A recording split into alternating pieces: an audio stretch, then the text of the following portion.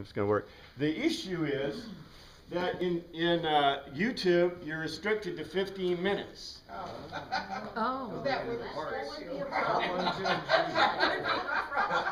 And 2 gigs. Oh. So, you know, and I tried Vimeo, and Vimeo is restricted to 500 megabytes, Yeah, they never get it in. but unlimited time. Yeah. So I don't want to spend a bunch of money, so I'm trying to break up into 15-minute segments and then put them up. And, you know, I'm Like an 8-track player. So do you want somebody to raise their hand every 15 minutes so that you make a break? A So good that- place to cut? well, you know, theoretically, it should automatically do it because the camera automatically prevents you from getting to 2 gigs. It has a thing in it that does that, but, you know, I don't know what it's going to do now. I mean, I wish I had more control. I don't have any control over these things. No control. You know? But I do have software, but the problem is, you know, with a file that's even a gig big, you know, it takes forever to get that thing, you know, Transferred. loaded and transferred and messed with, and then the software is never very understandable. So, I don't know. It's difficult. And, you know, I work 40 and 40, and so I was even up last night to 9 o'clock trying to get this thing complete. And I've almost concluded that we're going to probably, you know, I'm going to do it the way the class is set up. But, you know, if you really want the whole of Matthew, we may have to do this like for a year or so. I don't know. Because Matthew is a very, very, very complex book. I knew it was complex. I've studied it before in Greek. But to try to explain it, especially you'll see as we get into the Beatitudes, if you haven't noticed already, this is not just a simple storybook. And it should become even clearer today as we progress up into the Beatitudes and the Sermon on the Mount, how complex it is. I made a mistake. These are, you know, the words that I gave you, the words of the day, are all the primary words from the Beatitudes. Starting with this one down here, and I don't know if I want to even take the time to go through every single one. But let me remind you of this. First of all, number one, as we study this, we are looking at the history, the culture, and the language. That's the point. I'm not trying to do theology. I'm not trying to do any kind of doctrinal thing at all. What you take home for homework is just cogitate how it fits within your worldview, within Lutheran worldview, you know, theology, and whatever you want. Because all I'm trying to do is show you what do the words say. Additionally, we have to look at the Greek setting, the logos tetelos. How does it fit? What fits within it? So if you hear something that is completely odd to what you've experienced in life before, just recognize that we're just looking at the Greek. How would a Greek reader experience this? And I don't think do we have any Greek readers in the class? Okay? So part of our problem is that we are absorbing the gospel and absorbing what we're absorbing through English and the translations. And I'm not going to dissuade you. I'm not trying to dissuade you from studying the translations. Please read the Bible. Compare them between translations. But what we're trying to do is look at the Greek elementally to see what it literally says.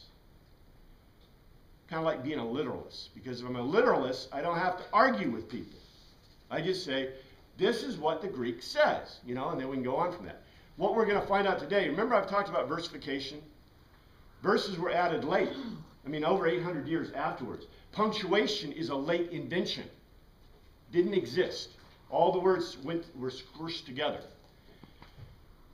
So how do we know the articulation of the versification or the sentences or the paragraphs or anything is right?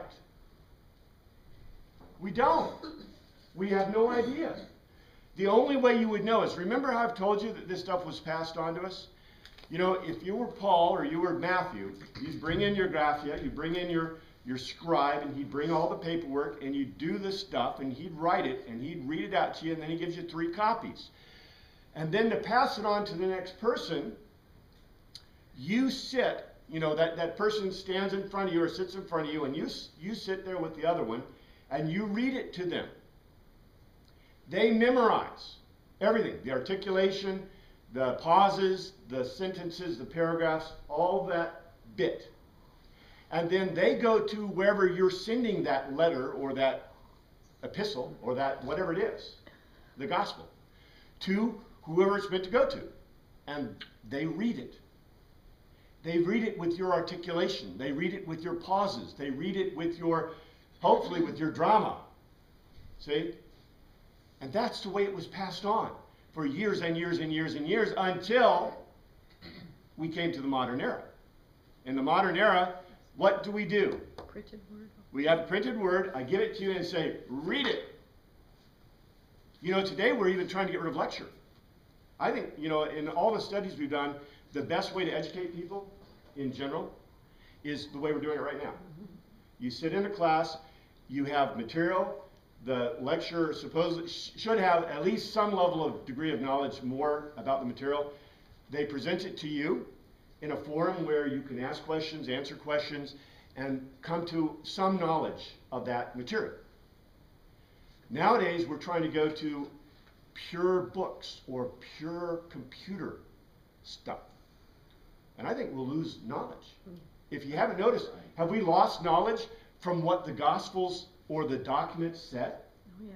Incredible. I mean, I'd love to have heard, I mean, if we could hear just one recitation from the past of Matthew, we would know exactly where to put all the commas and all the pieces. But commas weren't invented until like 1,000 years afterwards. So anyway, that's part of our problem. So as we look at this, now number one, it's amazing. You know, I do this intentionally, so maybe it's not that amazing. But what I'm going to talk about today, let's do this. Let's go to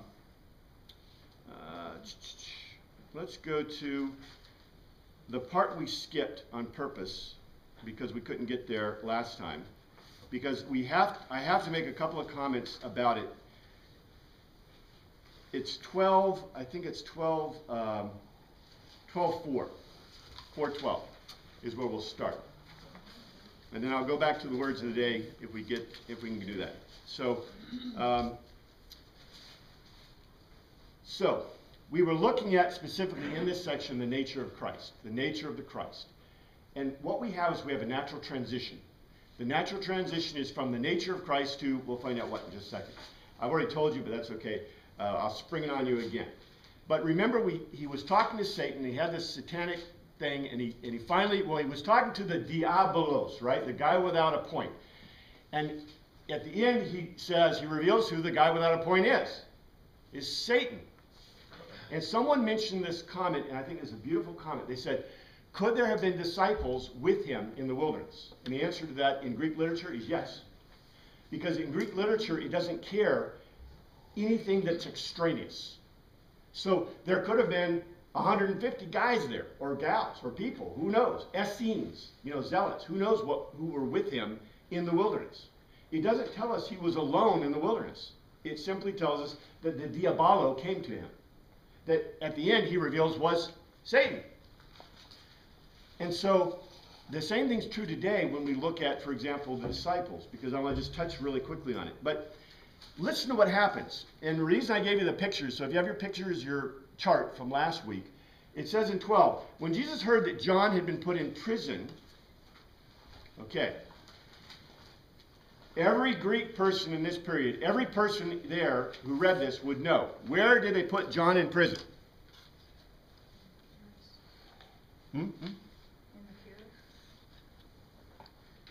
Where, I don't know where that... In one of the places that Herod built. Okay, a place that Herod built. Okay, where was Herod? That's the trick. Where was Herod Antipas? That's the guy who controls. And what does Herod... Okay, John was taken by... John was captured by... Not the Romans, right? Herod's soldiers. By Herod. Herod which? Not Herod the Great. Herod Antipas. Herod Antipas is in charge of what? Nazareth which is in the Galilee. In the Galilee. And the Galilee's north, right? I mean, I could draw the picture again. Here's Levant. This is great, isn't it? Easy to do. Here's Jerusalem. Here's Nazareth. And here is the Galilee. And that's what Herod's in charge of, right? So where did Herod take John? Where does he live? Where does Herod live? Herod lives. Yeah, this is sixth grade Sunday school stuff. No, I'm giving you a hard time. Sorry. This is the thing they don't teach in sixth grade Sunday school. Wouldn't you like to know? Geography. I mean, where does Jesus live? Foxes have their holes, right? But the Son of God has no place to live. But where did Herod live? Because he lived in a place. We know where. Do you know where Pilate lived? Caesarea Maritima. Where did you think he lived? Jerusalem. Sure. But he only came to Jerusalem during the festivals, the 3 pilgrim festivals, to keep an eye on things. See? So isn't that interesting? I mean, this is like basic knowledge that every Greek person would know and every Hebrew person would know from that period. But we've been studying the Bible since we were little bitty wee kids, right? And nobody told us this stuff. Yeah. You know, this is kind of neat stuff, I think. Where did all the disciples pretty much, well, where did the first called disciples live? Huh? Galilee. And they lived in, I think it's Capernaum, right? On the Sea of Galilee. Now what is Herod's city? This will give you a hint.